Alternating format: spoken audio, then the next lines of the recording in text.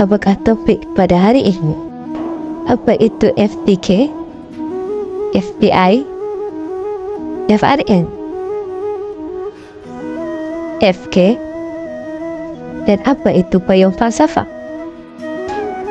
Maksud falsafah berasal daripada perkataan Grik iaitu philosophia yang bermaksud cinta dan sophia yang bermaksud hikmah.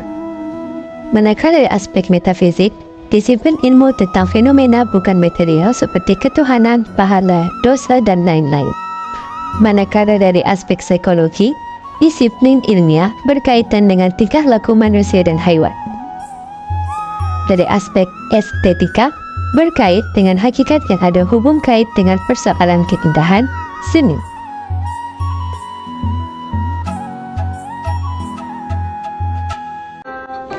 Namun begitu, apa pula yang dimaksudkan dengan FTK?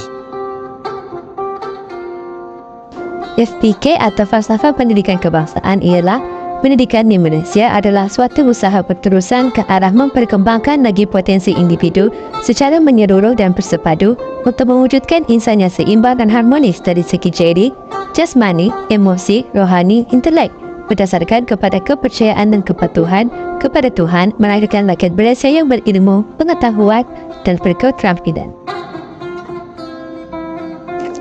Saya faham, namun persoalan seterusnya, apakah tujuan usaha itu dibuat?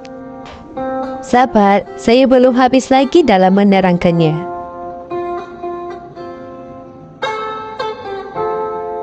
Tujuan FPK ialah mewujudkan insan yang seimbang dan harmonis dari segi jasmani, emosi, rohani dan intelek, iaitu jeri. Apa pula FBI dan kaitannya dengan FPK? FBI atau dikenali sebagai Falsafah Pendidikan Islam ialah satu usaha berterusan untuk menyampaikan ilmu kemahiran penghayatan Islam berdasarkan Al-Quran dan As-Sunnah bagi membentuk sikap kemahiran, kepribadian dan pandangan hidup sebagai hamba Allah yang mempunyai tanggungjawab untuk membangun diri, masyarakat dalam sekitar negara ke arah mencapai kebaikan hidup dan kesejahteraan di akhirat. Falsafah rukun negara atau lebih dikenali sebagai FRN berkait rapat dengan falsafah pendidikan kebangsaan kerana ia mempunyai pengorbanan yang selari sejurus membentuk negara yang sejahtera. Tidak dinafikan bahawa terdapat ramai yang mempersoalkan kerelevanan rukun negara pada zaman moden ini. FRN berkait rapat dengan rukun negara iaitu kepercayaan kepada Tuhan, kesetiaan kepada raja dan negara, keluhuran perlembagaan, kedaulatan undang-undang, kesopanan dan kesusilaan. Falsafah kesejahteraan atau FK pula ialah pengurusan seseorang insan atau individu di mana ianya meliputi 5 aspek kehidupan iaitu fizikal, sosial, emosi, rohaniah dan intelektual. Yang kedua, melahirkan masyarakat yang hidup aman dan damai di negara Malaysia ini di mana ianya seiring dengan falsafah pendidikan kebangsaan adalah untuk melahirkan rakyat berilmu, bertanggungjawab serta berkeupayaan mencapai kesejahteraan diri. Apa pula perbezaan antara FPK, FBI, FRN dan FK? Bagi perbezaan FPK dan FBI dari bidang falsafah ialah FPK lebih kepada metafizik, epistemologi, aksiologi dan logik.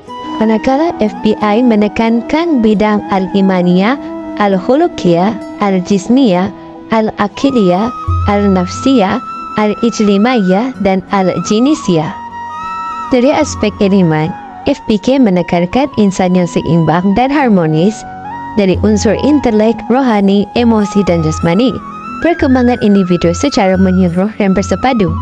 Manakala FBI menekankan berdasarkan kepercayaan dan kepatuhan kepada Tuhan, pendidikan mencakupi keseluruhan hidup termasuk akal. Perbezaan FRN dan FPN dari aspek sasaran. FRN untuk mencapai perpaduan yang lebih erat dalam kalangan seluruh masyarakat.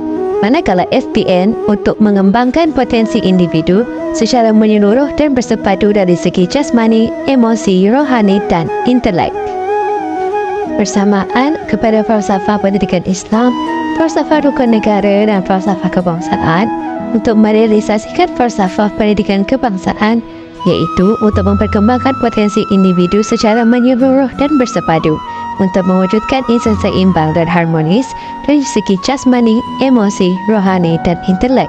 Jadi, kesimpulannya, FPK merupakan payung utama kepada FBI, FRN, dan FK. Kerana tujuan dan definisi FPK adalah sebagai rujukan ataupun asas utama kepada tertubuhnya falsafah-falsafah pendidikan yang lain seperti FBI, FRN, dan FK. Maka dengan itu, FPK merupakan tonggak kepada berdirinya falsafah FBI, FRN, dan FK. Sekian, itu sahaja untuk sesi pada kali ini. Semoga berjumpa lagi pada sesi akan datang. Terima kasih.